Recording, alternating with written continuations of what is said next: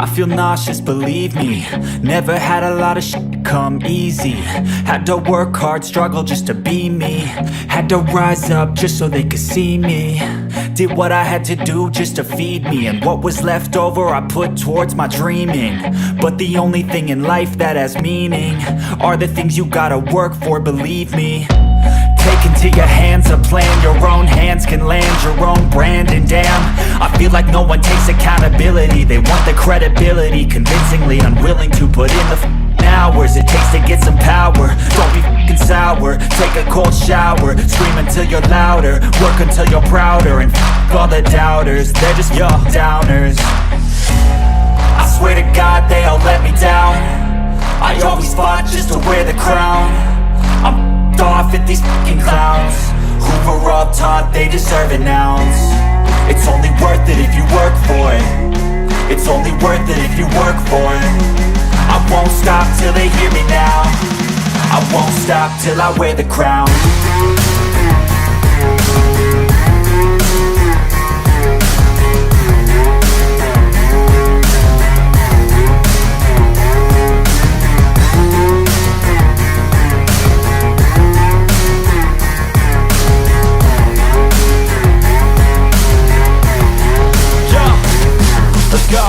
I'm just telling you to fight for your dreams, but it's not what it seems. Man, it's hard to be seen when everybody wants to be king. Yeah, they all wanna ring, yeah, we all wanna be free.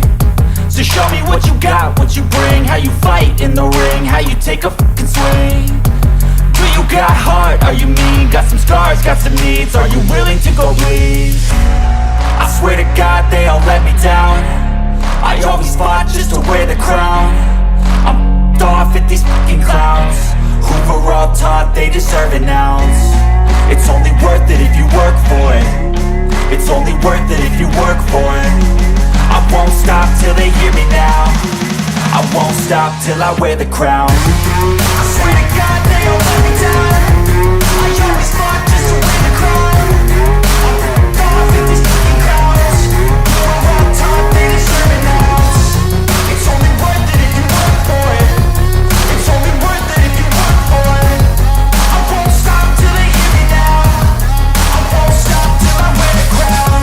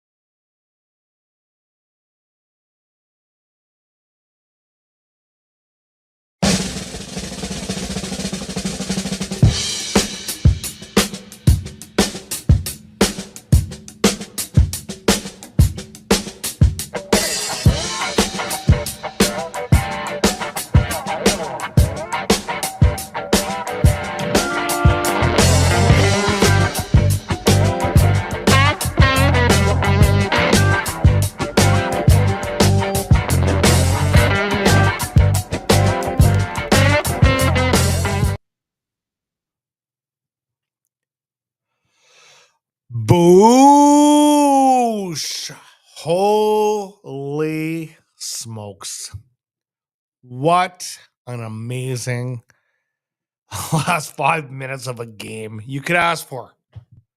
Like, honestly, thrilling, entertaining, and the great ending as far as the Edmonton Oilers fan base goes. Wow!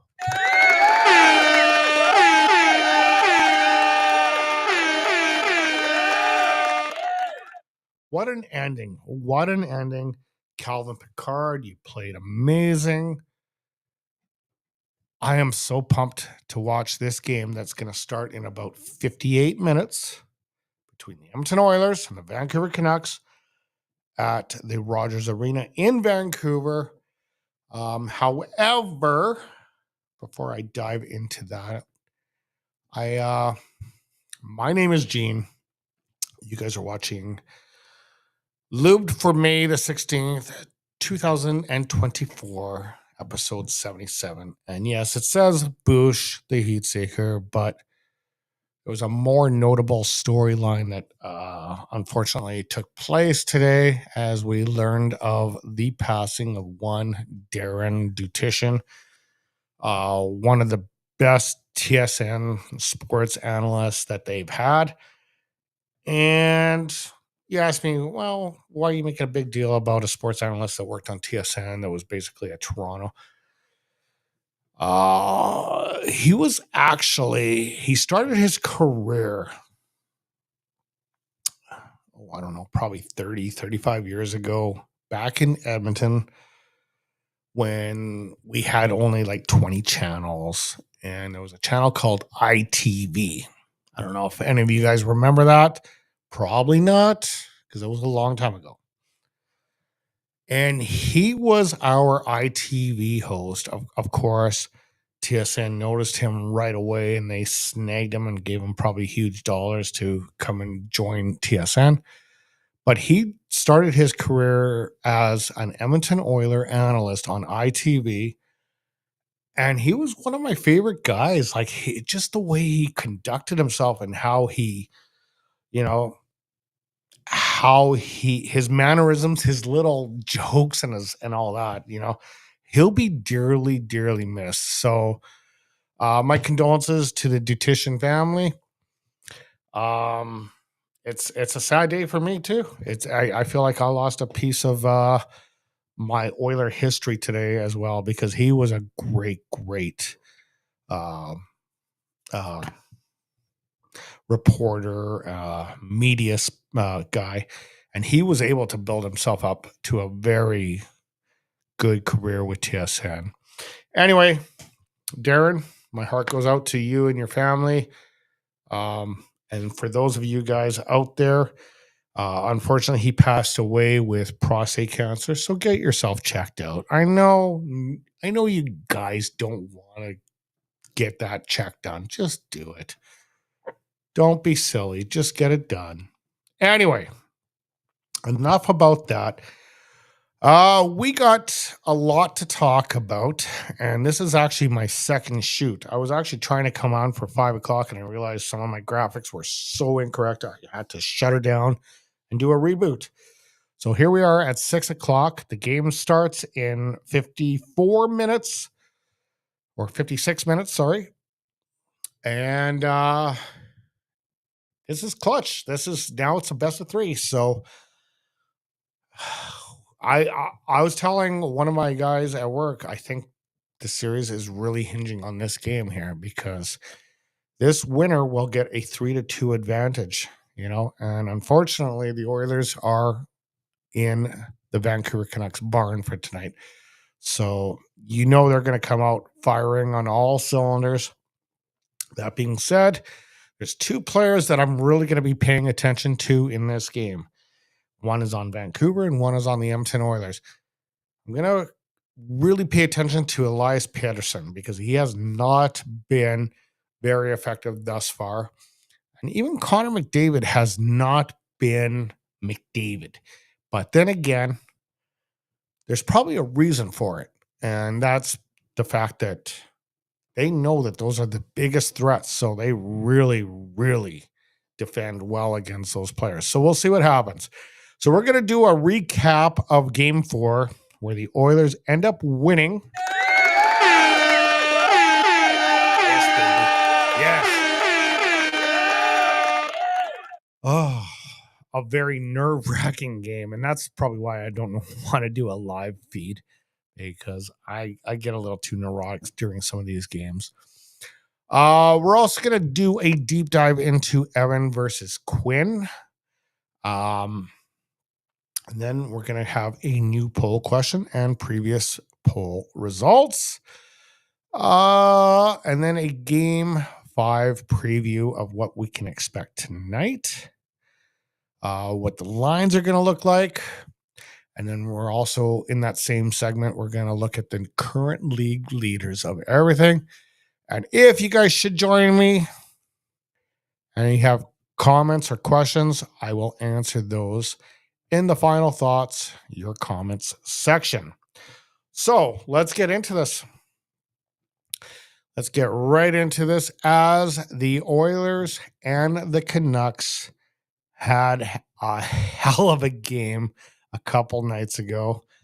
What would it have been? Today is what? Today's Wednesday. This would have been, today's Thursday. This would have been Tuesday night. And it was a barn burner. If you were a paying customer and you went to this game and watched this game live, you got your money value. I know they're $400 a ticket or whatever they are, but you got your value. Especially if you were in Edmonton. Sorry, if you were a Canucks fan, you really were disappointed. But yeah, let's get into this. Let's get into it right now. Okay, so as far as the scoring summary goes, obviously we know it was a 3-2 final, and it was like I said, it was a very neurotic game on my thing, just watching on my TV. Very neurotic here in Vernon. But the Oilers would strike first, making it 1-0 when Leon Draisaitl would get another power play goal. Now, that's the thing Vancouver's got to realize. You can't let this team have power plays. If you're going to let them have power plays, there's a better than average chance that they're going to score on the power play. And this was from Connor McDavid and Evan Bouchard. We have a 1-0 game. The Oilers would make it 2-0, and I'm feeling awesome here, as Ryan Nugent-Hopkins would get his second from Matthias Ekholm. Looks like everything is going according to plan, the way I thought it would be, but no. The Canucks have to make it interesting and throw a twist into it, as they would make it 2-1 from Connor Garland at 6:54 of the third period.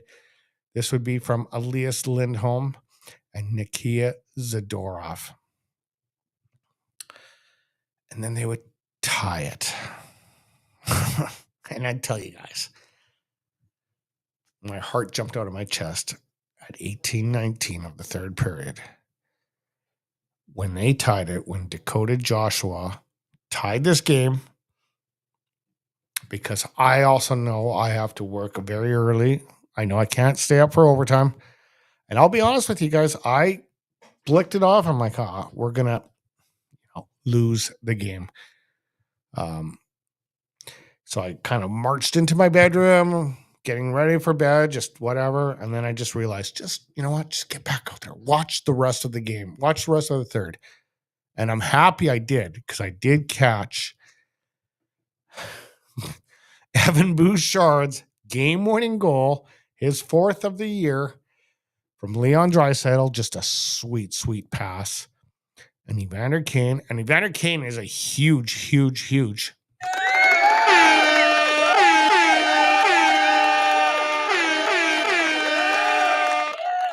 compliment on this play, because if he didn't go in and forecheck the way he did, I don't think this play would have unfolded the way it did.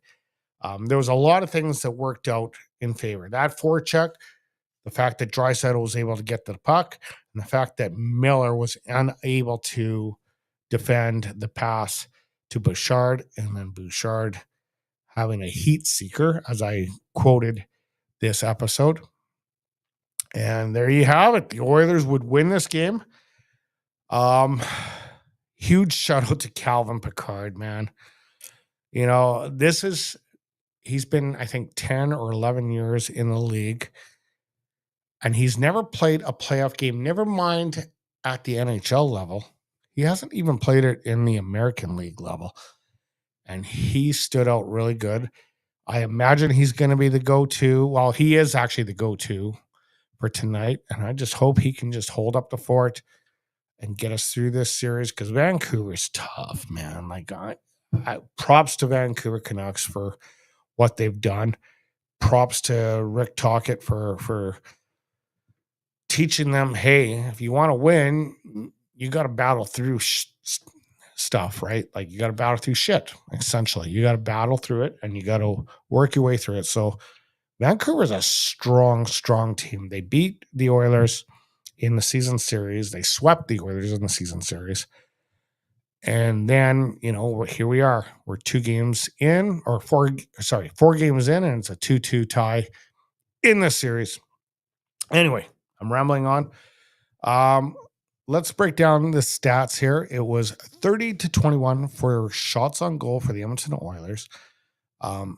So it was a very, very defensive hard checking, lots of checking game. You didn't see like the previous game where it was like 45 shots and all that kind of stuff, and just it was very, very evenly balanced, I would say.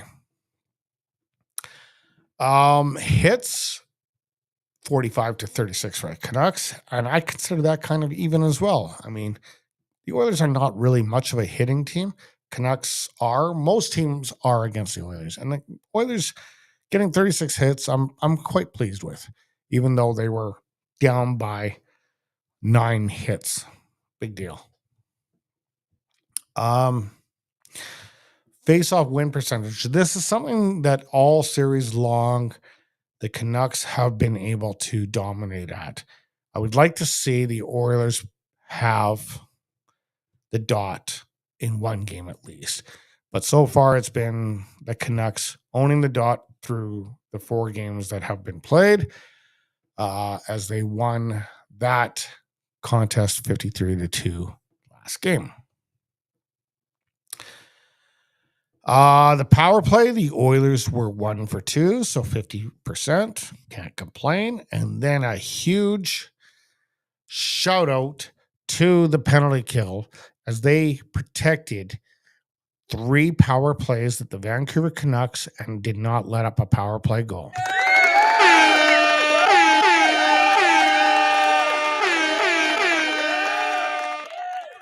So that was quite impressive, because that's something that I think their success really relies on their PK. If they can get that PK going, last year it was their power play. They obviously were killer at the power play, but where did it get them in the playoffs, right? This year, when it comes to playoffs, you know that it's going to be chippy, it's going to be hard checking, it's going to be cross checking. You know that you're going to get called a few along the way, and they really held their own. So, when it comes to block shots, the Oilers outblocked the Canucks 18-15, which is really pleasant to see, because usually the Oilers are on the downside of this, but there's a reason for it, as they pepper a lot more shots than most teams. And then I decided to get rid of the takeaways and giveaways. I'm kind of with Chris Knobloch on this. That is kind of a useless stat. So what I've implemented on this episode, and I'm probably going to do this going forward for future episodes, is the fact that we're going to match up the save percentages for the 2 goalies. And I'll always put the winning goaltender at the top, which was Calvin Pickard at a .905 save percentage on his playoff debut.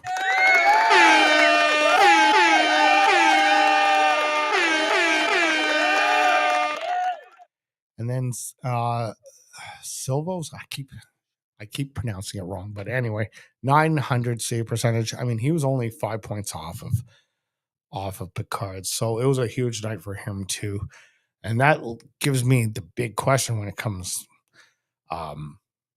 related to the Canucks. If they're can't remember who their main goalie is at the moment. I'm on the spot here, but if he comes into the lineup, does Silvos come out? That's a big question because he's held them in the fort right now. I mean, I wouldn't tamper with what's working for you, but it depends. It all depends, I guess, on what happens tonight. Tonight is huge, yeah. Whatever happens tonight is huge. Thatcher is the goalie that is injured right now. And does he come in if, say, Silvos has a bad night? Does he come in for game number 6? To remain to be seen. All right, let's go into the stars of the game that I selected. And obviously, Calvin Pickard. Huge game. His first playoff game. The nerves were definitely on his, definitely not favoring him. But he was able to hold the fort and hold it really well. And awesome job considering it's his first playoff debut.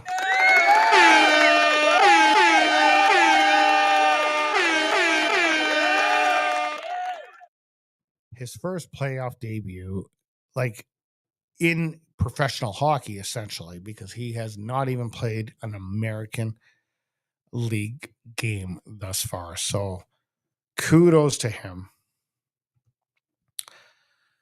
My second star goes to Leon Draisaitl, who had 1 goal, 1 assist, and 5 shots. He was definitely a very effective player. It's the weirdest thing with Leo. He plays amazing during the regular season, still finds a way to step it up. Like, wow. I'm pumped for tonight's game. It should be a good one. And then my first star here, I got to give this to Evan. With a huge game-winning goal. Such a clutch play. However, that clutch play did come from a super awesome pass from Leon Draisaitl. 1 goal, 1 assist, 6 shots on goal, 2 hits. He was definitely all over the place. Way to go, Evan.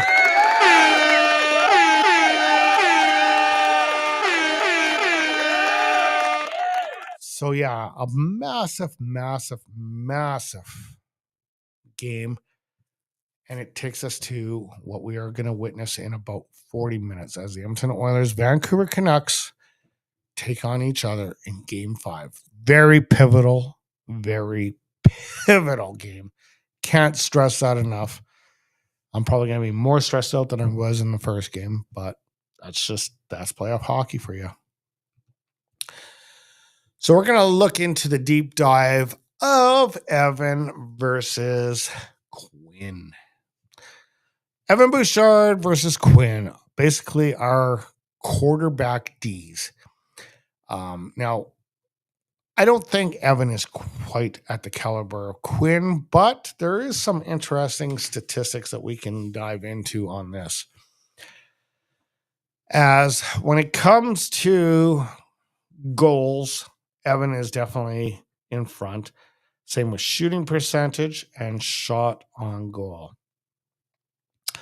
Quinn, he's got a better skating speed, which we know that can be very effective, especially if you're a D-man, as we witnessed last night with Cale Makar and what he was able to pull off.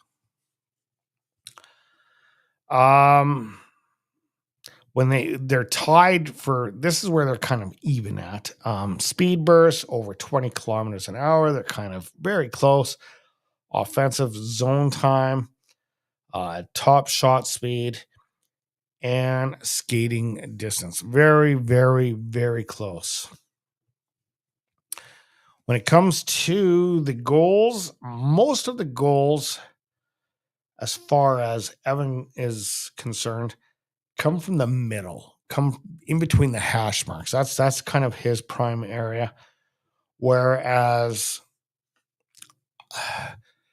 Quinn seems to have it more towards the middle and the left side of things.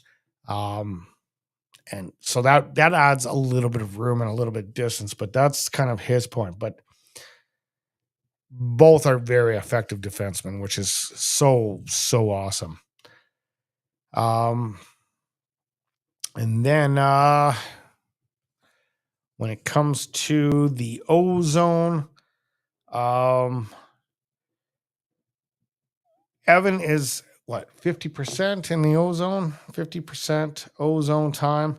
Majority of the shots are from the right side, like I said, and Quinn is 48% of the time, and the majority from the left side. So yeah, there you have it. That's kind of your breakdown of the D work. It was up to me, and I had to make a choice to have one of these defensemen on my team. It would be a tough pick, but I still think Quinn Hughes edges out Bouchard. Sorry, guys. It's just, that's the way I see it. Like, he is a little bit better of a defensive playmaker than Evan is. So, but that's how you build your team, right? You got to have your playmaking defenseman. You also got to have your defensive stay-at-home defenseman like Ekholm. And I think Ekholm is better than any defenseman that they have. So that's kind of the trade-off you have when you're in the salary cap world. Okay, so that takes us to the next poll question. And I made it another simple one here. As my question for you guys today is, what position needs to improve to take the Oilers over the top? Scan that QR code and you'll get your options. And then I will repost the results on the next episode. And from the previous episode, I asked you guys, will we see Stuart Skinner behind the pipes again for the Edmonton Oilers in this postseason?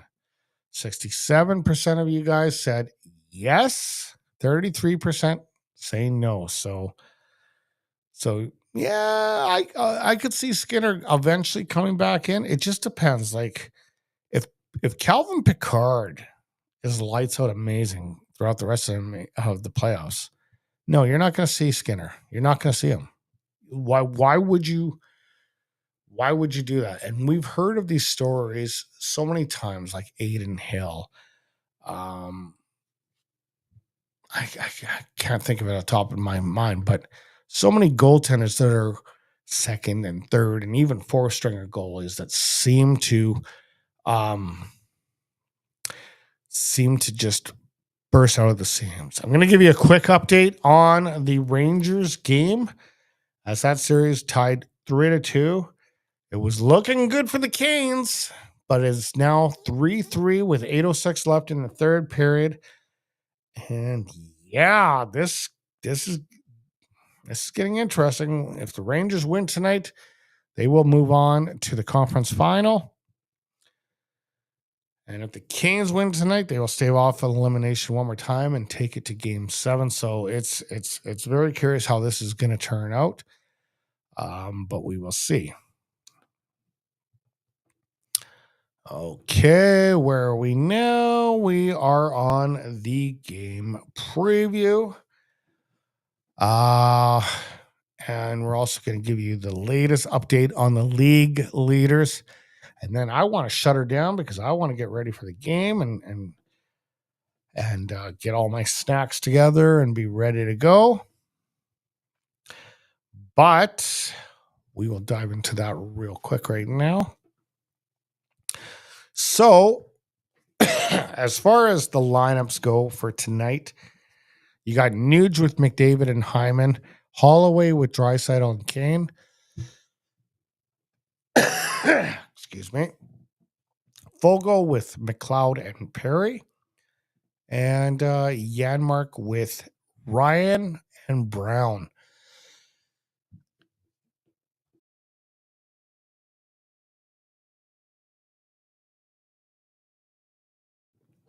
Excuse me. Oh, got a bit of a cough right now. I should have a bottle of water here, but I don't. Okay. The Canucks, lots of changes with the Canucks. Höglander with Lindholm. He's moving up to the first line, and Pettersson. They moved JT Miller to the second line with Pia Suter and Besser. Joshua with Bluger and Garland. D Giuseppe with Ahmed and Paul Slankov.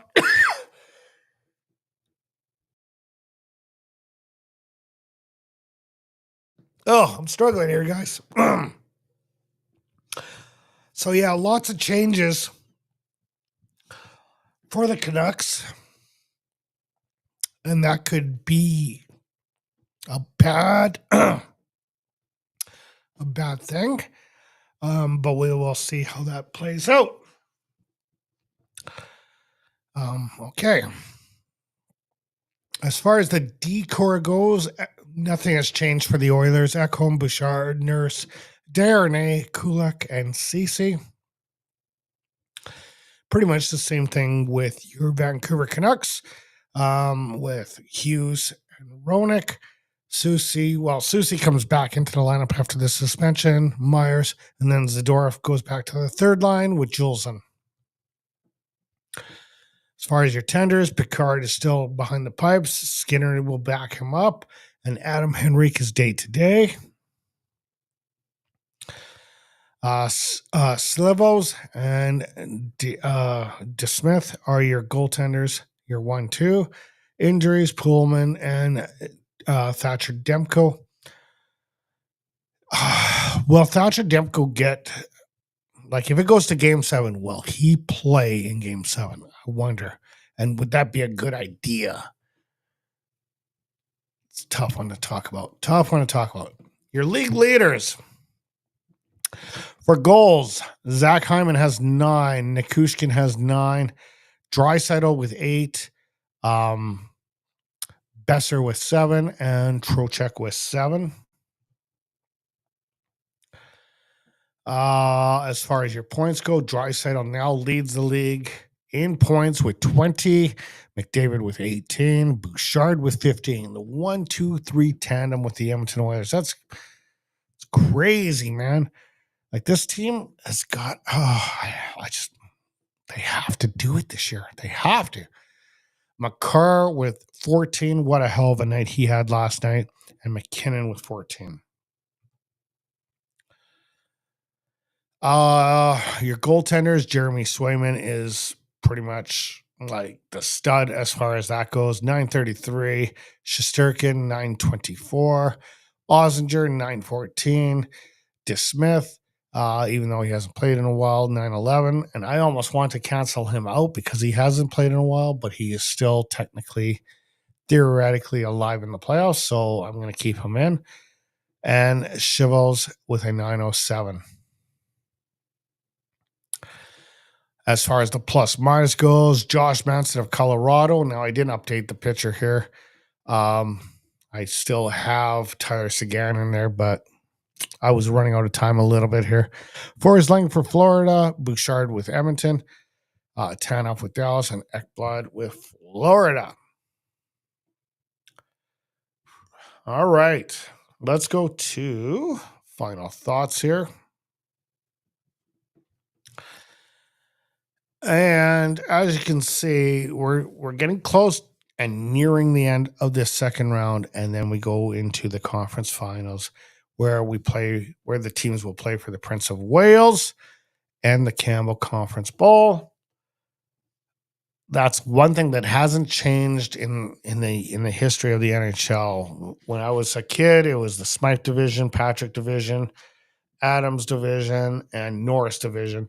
And now it's become the Pacific, the Central, the Metro, and the Atlantic. So obviously it has changed in that regards, but as far as those two trophies go, that has not changed, and it's good that they have not changed it. But we're like literally that close away from witnessing the last four teams that will play for that amazing trophy. None of you guys, I don't think, chimed in tonight, which is fine. So that being said, if you are witnessing this channel for the very first time and like the content I bring, feel free to hit that like, share, and subscribe button. It'll help me build this channel up to further successes. And those of you who have been with me through thick and thin, a big salute.